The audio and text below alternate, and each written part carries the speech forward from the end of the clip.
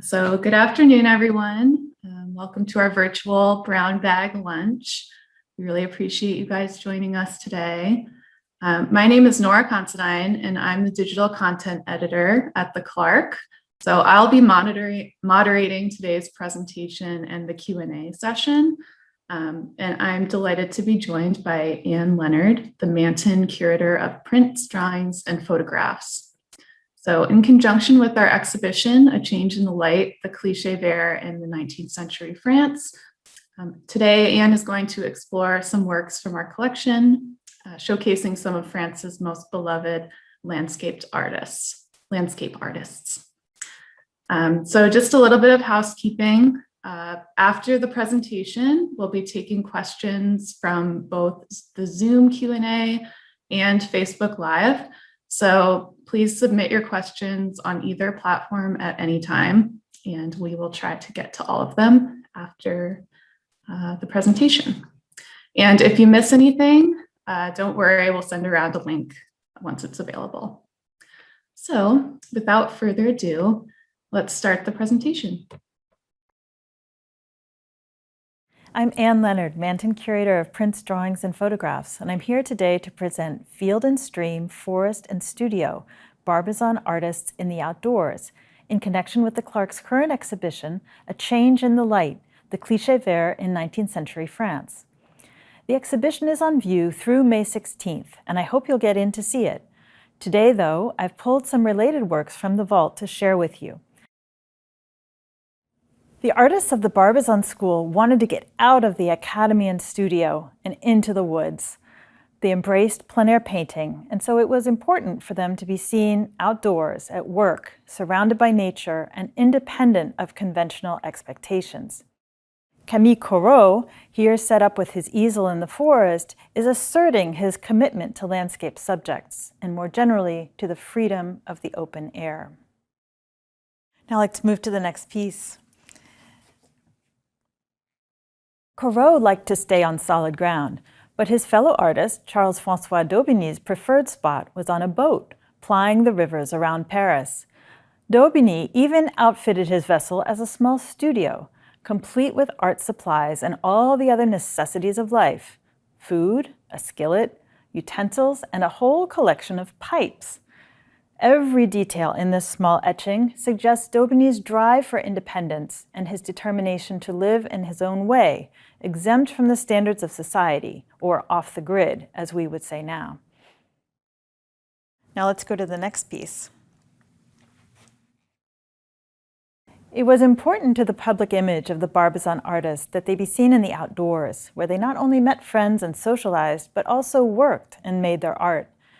This anonymous photograph from the early to mid-1850s shows a group of like-minded artists in this natural habitat where they enjoyed spending time. However, the equipment required to make photographic images in the early decades of the process was heavy and cumbersome. Photography was therefore not a practical medium for artists working en plein air. For context, an image from the same moment by British photographer Roger Fenton shows his assistant Marcus Sparling perched atop the photographic van, which they used while capturing images of the Crimean War. It was fitted out with a portable darkroom for developing pictures taken on the spot. Photography was still a new technology in 1855, and this was the first time it had been used to document a war, which meant working in challenging and sometimes impossible conditions. There came along in 1853 a photographic method that was much more lightweight and accessible and left practitioners more artistic leeway in designing their images. This was the hybrid technique called Cliché Vert. It used the action of sunlight on sensitized paper to produce an image, just like photography, but the image itself was made by hand by applying ink or paint to a glass plate. Although the glass plates were fragile, there was no heavy equipment to lug around, making it ideal for Barbizon plein air artists working in the landscape. It offered a completely new approach to imagery production, while still reserving for the artist the great expressivity of idiosyncratic line work, as here in Corot's Souvenir of Barbizon, where a tangle of nervous lines and scrawls even obscures his signature at lower right. The individuality of cliché vert is another aspect that made it appealing to Barbizon artists, against what was perceived as the cold and mechanical quality of photography. When Dobini treats a similar subject to Corot here, he gives it an entirely different handling. Corot's souvenir of the forest was densely shaded, while Dobini puts a bright halo at the center of his image. In this view from Dobini's studio boat, other boats are visible in the background, even if the clump of alders and the shining water are the main event. Artists could achieve diverse effects in the printing of cliché vert, depending on which side of the glass plate was put in contact with the photosensitive paper. If the image side was face down against the paper, a crisp, linear image resembling an etching would result, as here. If the image was facing up, the light would scatter and refract as it passed through the glass plate, producing thicker, fuzzier lines. Another way to vary image quality in cliché vert was to make the design using a subtractive method, which means removing ink with tools or a rag or sponge from a fully inked glass plate. In Cow by the Watering Place, Dobini produces a much moodier, more atmospheric image, with the cow suggested by minimal marks, the sky an area of high drama, and the water in the foreground offering a complex set of reflections. To finish, we have a glorious red chalk drawing by Dobini. Look at how Dobini treated the very same subject in this red chalk drawing. Details are much clearer. We can make out a herd of cows where there appeared to be only one in the cliché vert, and the vivid color and use of stumping in the tonal areas produce an entirely new effect, as if the time of day and the weather had suddenly shifted on the identical scene. As we contemplate the artist Dobini migrating between wet and dry media and wet and dry landscapes, let's think about the special role cliché vert played for the Barbizon artists, and with that, move on to the Q&A portion of the talk. Thanks for joining me today. Thank you, Anne. Thanks, everyone. So now to be here today and spend some time with the audience. It's a challenge figuring out how to make a really nice spontaneous talk in the study center that gives that close-up image quality that we all appreciate. So this was our compromise. You can see I've made a quick change of clothes and we'll be very much live for the Q&A. So. Yes. So please submit your questions either in the Zoom Q&A or on Facebook Live, and we'll do our best to answer them. So I have one here. Is a cliché vert image more of a drawing or a photograph, or is it sort of like a print? Oh, that's a really terrific question. I think that person asking us just hit on a perfect definition of a cliché vert, actually, which is it's a drawing and a print and a photograph. Cliché vert, it was very useful as a method of reproducing drawings. So one way to think of it is a drawing that has been replicated into multiples, that then can be shared and distributed through a whole network of friends and associates. But the process itself draws on aspects of both printmaking and photography. So as mentioned in the talk, there's the production of the plate is very much a handmade process, like an etching. But the process of printing is completely related to photography. So it relies on the passage of light, and the development of the image is made through sunlight acting upon photosensitive paper. So it's a wonderfully hybrid process that gives all sorts of possibilities to its practitioners. Great. I just got another one in the Zoom Q&A. Was this method ever used to capture urban landscapes or just natural ones? Great talk, Anne. Oh, well, thank you. But that's another terrific question because the thing about cliché vert is that the invention of it that emerged in 1853 was centered not in an urban center like Paris, but in small communities that were more rural. So the invention was by an amateur photographer and a drawing instructor working in the northern town of Arras in northern France. And so they were quite removed from the traditional urban art world. And that is partly why I think the large portion of the subject matter that resulted was forest landscapes. And then after the first group working in the area of Ara transferred or shared the invention with the group also connected with Fontainebleau, that was where it really took off with the Barbizon artists. And they, because of their commitment to landscape painting and printmaking and drawing, this was a medium for them to try those same subjects, but through this quite novel and sort of newfangled medium. It appealed to these artists also because it didn't, as I said in the talk, it didn't require the equipment. So it was often known as cameraless photography. It was a sort of a low stakes way for artists to try their hand, but not having to be so dependent on complex equipment. Great, and this sort of ties in to that previous question, but which artists went to Barbizon and attracted the others? Was it Fontainebleau Forest and proximity to Paris part of the attraction? Yes, absolutely so. It was the attraction of the forest. It was close enough to Paris that it allowed traffic in between or passage in between from one to the other for those artists who were connected with more traditional structures of the art academy and so on. But for and some of the artists like Millet had grown up in rural communities. And so Fontainebleau, it was a meeting place for artists both from a more urban background and from rural roots to meet and to share ideas. And it's often said that the cliché vert, it was not ever developed at the time as a commercial or sort of patented invention that anyone was looking to profit from. Essentially, it was a medium of sharing artistic imagery, and it had much more of a social kind of a sense of camaraderie among the practitioners, more than simply trying to market themselves to a larger public. Great. Could multiple prints be produced from this process? And if so, how did that work?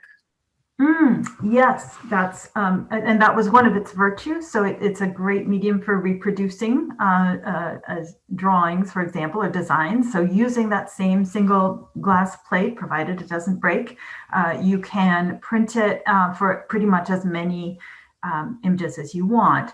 Now, the limiting factor there is time, because unlike chemical process of developing in a dark room, let's say, where you're dipping the photosensitive paper into a chemical solution that then reveals the image. This is a purely contact process. So that glass plate has to stay in contact with the paper for the time it takes for the image to appear. So you can see how it's a more time consuming process. And so the plate is not something that can be sort of, as an etching would be, that you could run through a press very quickly and produce an edition of 100 or hundreds of images. This would be, and that is the reason that so few of these prints were made at the time, and they're quite rare. And the portfolio that the Clark acquired, which I presented, is and which is on view, was actually not printed until 1921 from a collection of plates that were that had been passed down through the family of the inventor. So it's a somewhat time-consuming process in the printing, but it does have that virtue of replication. Yeah. Great. And this is a question from Facebook. Would the image on the glass plate need to be applied to be a negative, with the inked in areas blocking the light and the areas where the ink didn't exist creating the image? That's exactly right. Yeah, it operates exactly like a photographic negative. So where the ink covers the paper, or sorry, the plate, and is the most opaque, those areas would show up as white, and then the unexposed, or the exposed areas would print as black. So it's a reversal. Great. Yeah, these are all really great questions, everyone. Thanks for sending them all in. So one more from Mindy. Are any contemporary artists using this method or a variation of it? Do you know of any, Anne? Well, I'm so glad you asked, because I was going to give a plug at the end of this session anyway for a program coming up on May 6th, next Thursday, with the contemporary photographer Abelardo Morel, known as Abe Morel. He's actually based in the Boston area. Because of COVID, this will be another Zoom event, but he has done work in cliché vert. There are images on his website, and he's going to be talking about his experience with the process and how he's used it. And he has also used it, I believe, for nature topics, mostly still lifes and vegetation and so on.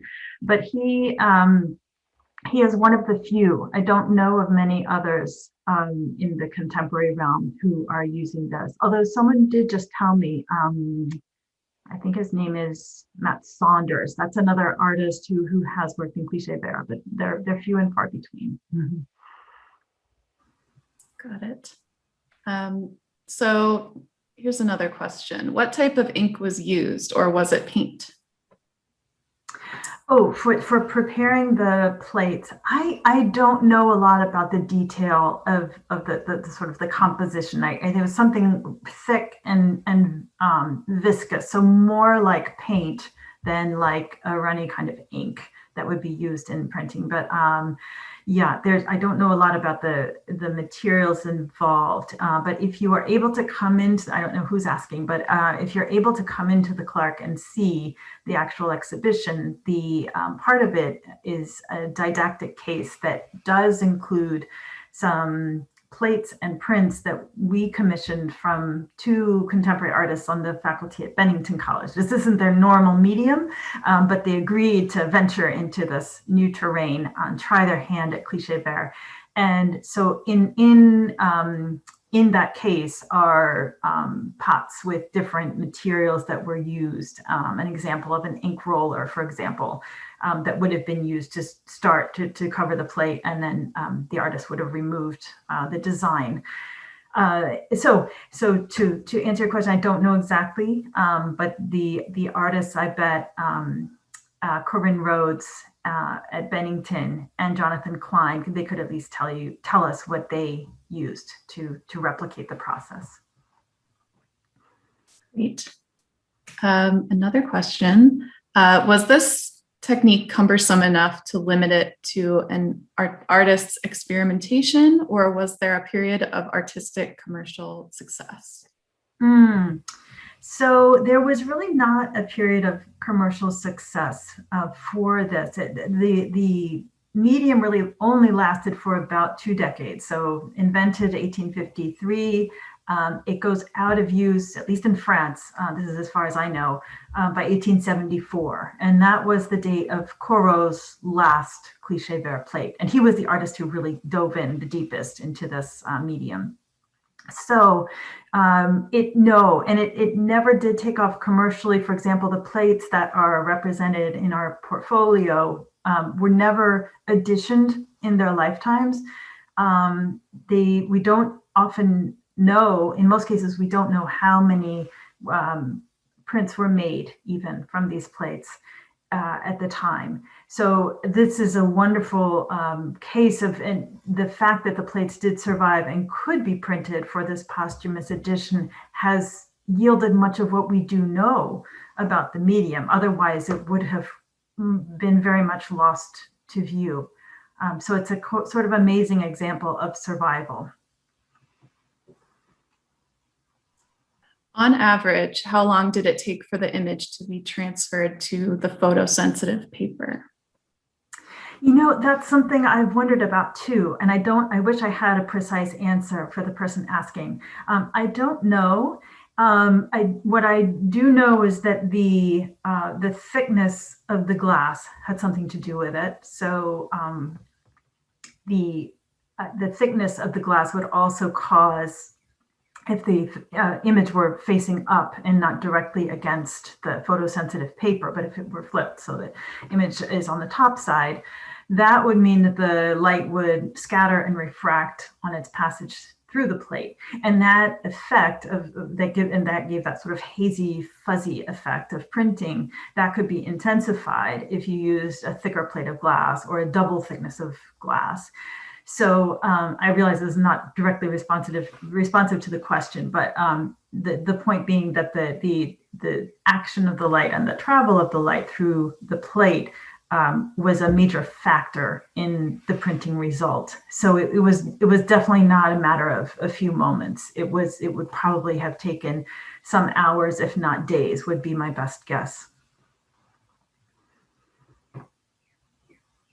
Okay, and here's one from Facebook, and sorry, you may have addressed this already, Anne, but are there any surviving original plates? Yeah, I'm glad that came up too. There are, unfortunately not at the Clark, but there are a few that we know of, a very few. Some survive in France. There's about a half dozen, I believe, at both the Louvre and at the National Library of France, the Bibliothèque Nationale, both in Paris.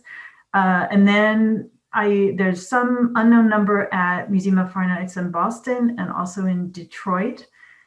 But there's a wonderful, again, story of survival for some of these glass plates. The story goes, and I have no reason to believe this is not true, they were being stored or kept in a very small town in France during World War I, a town that was actually bombed to the ground. I mean, sort of basically razed to the ground. But these plates did survive and then were passed down through the family that was in possession of them. So it is somewhat miraculous, given a history like that any did, any are still available in public collections, but a few are. Thank you. Did the technique disappear because photography became more portable? So I think that had a lot to do with it. Photography by the mid 1870s was still not super portable in the way that we think of as a Polaroid or a smartphone, but certainly the processes for image reproduction and the different technologies for photomechanical reproduction were really proliferating at this period. So there were other techniques that became more practical and more usable for artists that sort of pushed cliché vert to the side, I think it's fair to say. But there's also an argument that in a sense, it was the photographic, it was the modern part of cliché vert that made it maybe less popular, that actually compromised its status as an art form because it was not artisanal enough. It was this conflict between the handmade and then the sort of non-handmade action of producing the image on paper that flustered people, and they didn't really know what to make of it. And so people who were, for example, looking for fine art prints to collect would have perhaps not been so drawn to cliché vert because it had this slight taint of photography, which at the time was viewed by some as a more cold and mechanical and lifeless process. So it was a little bit caught between two stools, and I think that explains part of the difficulty of launching it as a really viable commercial medium. Great. This is a question from Greg. Do we know if the plates were made from ordinary window glass or was it a special kind of glass? And did it have to be prepared to hold ink? Okay, so as far as I know, just any transparent glass. It didn't have any special properties. What needed the special property was the paper, but the glass itself was ordinary glass. Nothing special about it, and it did not have to be prepared. Well, I should pause before I say that. There's sort of two methods to prepare plates for cliché vert, and I think one did require preparing the glass with a kind of a ground and perhaps smoking the surface so that there was a consistent surface to etch into, not literally etch, but to make a design into.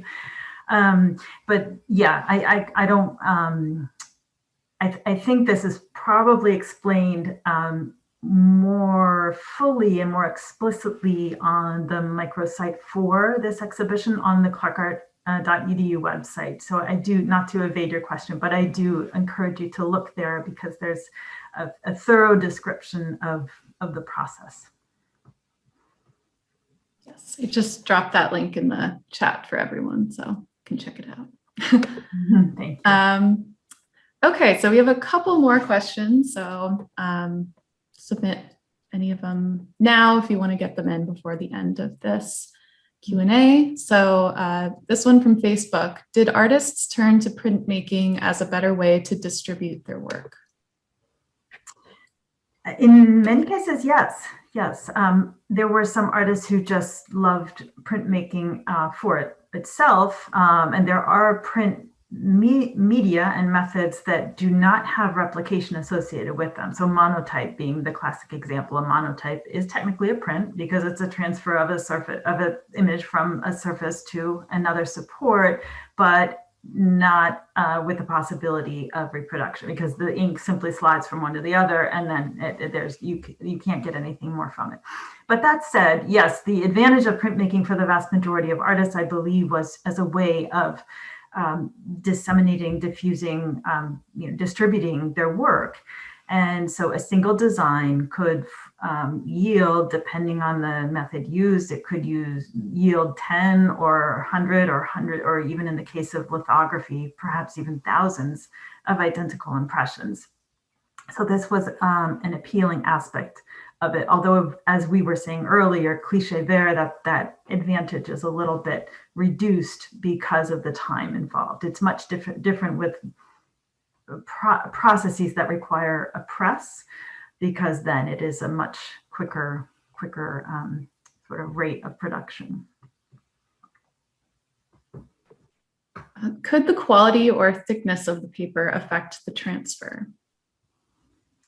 Yes, so that too, there are many parameters. And again, since I'm not a practitioner, I can't speak so intimately to the technical aspects of it and the challenges that arise. But certainly papers were chosen to give certain effects. And I mean, one thing I can say about that, which gets back to the earlier point about this uneasy status with regard to photography, is that when the first portfolio was made, in other words, the 1921 image, or sorry, the 1921 portfolio, it was really viewed as desirable to have paper that did not look like shiny matte photo paper. And this was a challenge because to take the image, most photographic methods required a kind of a salt solution held by a binder. So and because that surface, like a gelatin silver print or something like that, that really required this shiny surface, and there wasn't much you could do about it. But the wonderful thing for the cliché vert was that a paper was determined or found that could take the image, but had a matte surface that looked more like a traditional print, like an etching. And so a fine art collector, for example, would have really appreciated that resemblance to an original print. And it could be toned also. That's the other aspect here. It could be toned with special salts that would give it a more sepia tone, or a warmer or cooler, or more brown or more black. And so again, with no action of ink at all, simply through printing with sunlight, you could still get an image of a particular color and tone that the artist had some control over. Okay, we have two more questions. Okay, so is there an artistic style or effect or subject that cliché vert can uniquely show for the artist or appreciator? Well, that's a lovely question. And I might turn it back to the person asking and say, come in and decide for yourself. When you see them on the exhibition, what do you think it's best suited for? Each artist, I think, found in it something slightly different. Dobini has some beautiful scenes. His real love was water. I mean, I said in the talk, he had the studio boat, and he loved going up and down the rivers around Paris. And he has a wonderful way with rendering water and also light on water and different effects of atmosphere and so on. So it was and is really beautifully adapted to that. It also had the virtue of, depending how it was printed, it could give a very crisp, kind of linear effect that really shows off the example, as in the Corot example I showed, this really kind of scribbly, very individualistic, almost handwriting effect, idiosyncratic line and clusters of line. And yet it could also give an effect of overall tone. Much more even and sort of fluid and fuzzy, and with those halo-like effects around the lines. So it was adaptable to different uses and needs. And I guess I would say that each artist steered it toward the aesthetic goals that they had. Thank you. Yes, I love the idea of a studio boat. What a dream. I'm pretty good right now. Yeah. Okay, so I think this will be the last question. So how did the style or manner of cliché vert prints compare to contemporary intaglio prints made in France in that period? Sorry, maybe I pronounced that word wrong. No. Sorry, could you say again the first part? Sure. How did the style or manner of cliché vert prints compare to contemporary intaglio prints made in France in that period? Yeah. No, I understand the question. The artists, I think, without exception, the 5 artists represented in the portfolio we have were all also etchers and engravers, and so they were classic printmakers as well as cliché vert makers, and many of them had also commissioned or commercial work in the graphic arts. So for example, their designs were also reproduced in magazines or as illustrations for a wider distribution.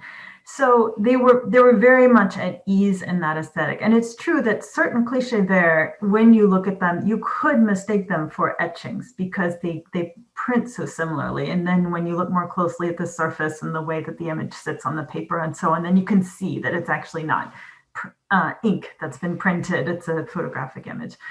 But yeah, so I think, the short answer to that person asking is that, yes, there was a very close association and a kind of crossover in media and in motifs that give each artist a certain signature in those respective media.